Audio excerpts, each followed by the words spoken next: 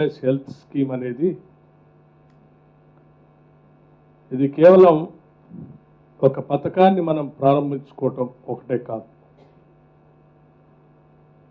తెలంగాణ రాష్ట్ర చరిత్రలో ఒక నూతన అధ్యాయానికి ఈరోజు మనం ప్రారంభం మొదలుపెట్టాం. రాష్ట్ర వ్యాప్తంగా ఉన్నటువంటి దాదాపు 8 లక్షల మంది ఉద్యోగులు, పెన్షనర్సు, 9 నుంచి 10 లక్షల వరకు ఉన్నటువంటి వారి మీద ఆధారపడి ఉన్నటువంటి డిపెండెంట్స్కి సంబంధించి ఒక భరోసా, ఓ నమ్మకం, ఒక భయం లేనటువంటి ఒక వ్యవస్థను ఈరోజు మనం న్యూ ఎంప్లాయీస్ హెల్త్ స్కీమ్ ద్వారా క్యాష్లెస్ ట్రీట్మెంట్కి ఈరోజు రాష్ట్ర ప్రభుత్వం తరఫు నుంచి ఇందిరమ్మ ప్రభుత్వం, ప్రజాప్రభుత్వం, కాంగ్రెస్ ప్రభుత్వం ఈ కార్యక్రమాలు చేపట్టింది. ఇది కేవలం ఒక్క రోజులో అయినటువంటి కార్యక్రమం కాదు. ప్రభుత్వంలో పనిచేస్తున్నటువంటి ఉద్యోగ సంఘాలు, ఉద్యోగస్తులు అందరూ కలిసి రాష్ట్ర ముఖ్యమంత్రి గౌరవ రేవంత్ రెడ్డి గారిని, ఈ క్యాబినెట్ని కలిసి ఒక విజ్ఞప్తి చేశారు. అనాదిగా ఈ రాష్ట్రంలో మేము ప్రజల కోసం సేవలు అందిస్తూ ఉన్నాం. దురదృష్టవశాత్తు ఏదైనా జరిగితే ఆ వైద్యానికి సంబంధించినటువంటి ఖర్చుని మేము భరించలేనటువంటి పరిస్థితిలో ఉన్నాం. భరిస్తే కూడా దాన్ని అప్పులమయంగా తెచ్చుకొని తీర్చలేనటువంటి దుస్థితిలో కూడా ఉన్నాం.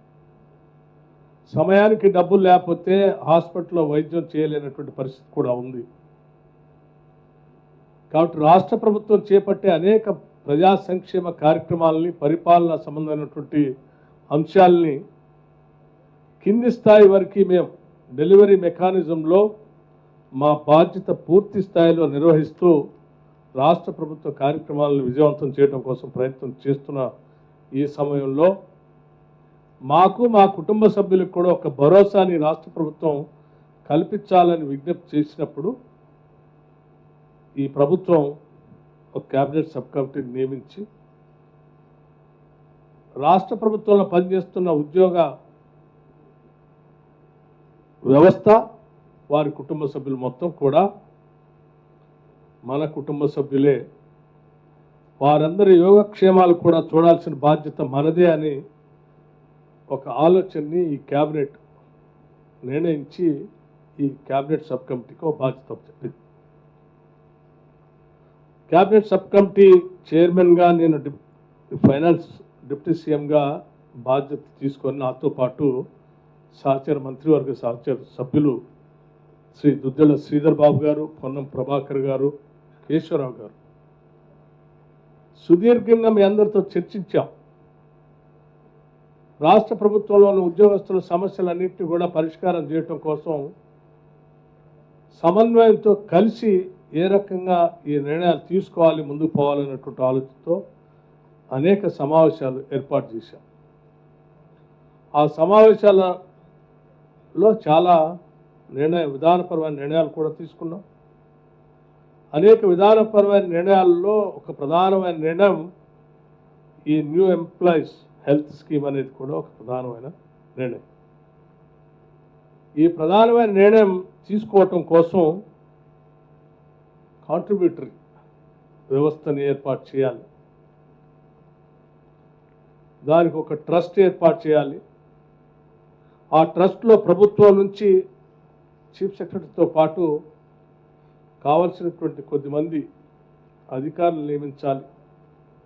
అట్లాగే ఉద్యోగ సంఘాలకు సంబంధించిన నాయకుల ప్రతినిధులు కూడా ఈ ట్రస్ట్లో పెట్టాలి సమానంగా. ఈ యావత్ అంతా ఒక ట్రస్టీగా ఏర్పడి ఈ ట్రస్ట్ సభ్యులు రాష్ట్రంలో ఉన్నటువంటి ఈ 8 లక్షల మంది ఉద్యోగుల్లో, పెన్షనర్స్కి, 9.8 లక్షల డిపెండెంట్స్కి వాళ్ళ అవసరాలు తీరే విధంగా ఈ హెల్త్ స్కీమ్ ద్వారా వారికి కావాల్సిన చర్యలు చేపట్టాలి. ఇది రాష్ట్ర ప్రభుత్వం తీసుకున్న నిర్ణయం. అందులో భాగంగానే హెల్త్ శాఖకు సంబంధించి గౌరవ మంత్రివర్యులు ప్రత్యేకమైన దృష్టి సారించి దామోదర్ రాజనరసింహ గారు ఈ రాష్ట్ర ప్రభుత్వం తీసుకున్న నిర్ణయాన్ని వెంటనే దీన్ని అమలు చేయటం కోసం ఈ హెల్త్ కార్డ్ని ఈరోజు రాష్ట్ర వ్యాప్తంగా ఈరోజు ప్రారంభోత్సవం చేసుకొని అందించే కార్యక్రమాన్ని కూడా ఈరోజు ఇక్కడ మీ అందరి సమక్షంలో ఏర్పాటు చేసుకున్నాం. ఇది నిజంగా రాష్ట్ర ప్రభుత్వానికి చాలా సంతోషకరమైనటువంటి విషయం. అట్లాగే రాష్ట్ర ప్రభుత్వంలో పనిచేస్తున్న లక్షలాది మంది ఉద్యోగుల వారి కుటుంబ సభ్యులు, పెన్షనర్స్, రిటైర్ అయినటువంటి వాళ్ళకు కూడా సంతోషకరమైనటువంటి వార్త.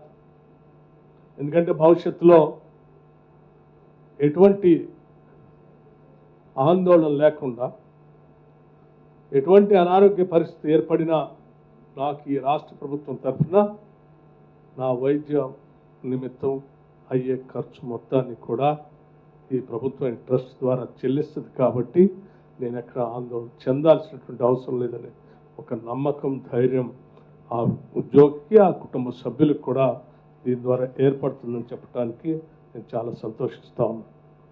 అటువంటి నమ్మకం, ధైర్యం రేపు మీరు చేసేటువంటి పని దినాల్లో కానీ, సమయాల్లో కానీ, మీ నిబద్ధతలో కానీ, ప్రజలకు మీరు అందించే సేవా కార్యక్రమాల్లో కానీ పూర్తిగా పెద్ద ఎత్తున పనిచేయటానికి మీకు కూడా ఒక రకమైనటువంటి బాధ్యత, గౌరవం, నమ్మకం కూడా దీని ద్వారా కలుగుతుందని చెప్పడానికి ఈ ప్రభుత్వం తరఫు నుంచి నేను చాలా సంతోషిస్తూ ఉన్నాను. గౌరవ ముఖ్యమంత్రి గారు పదే పదే ఈ రాష్ట్రంలో మనం ప్రత్యేకంగా వైద్యం పైన, విద్య పైన ప్రత్యేకమైన దృష్టి సారించి కావలసినంత నిధుల్ని మనం కేటాయిస్తూ ఆరోగ్యమైన తెలంగాణని మనం సృష్టించడే మన ముందు ఉన్నటువంటి బాధ్యత అని చెప్పి చాలా సందర్భాలు చెప్తూ ఉంటారు.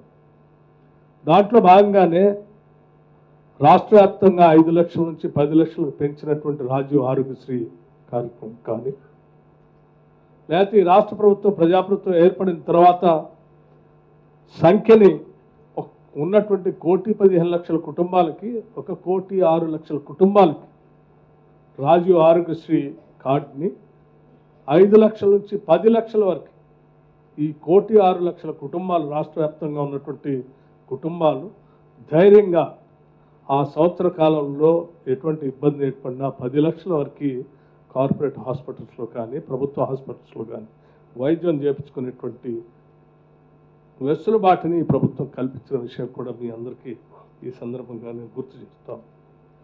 అలాగే ఈ హెల్త్ స్కీమ్ ద్వారా కూడా దాదాపు 800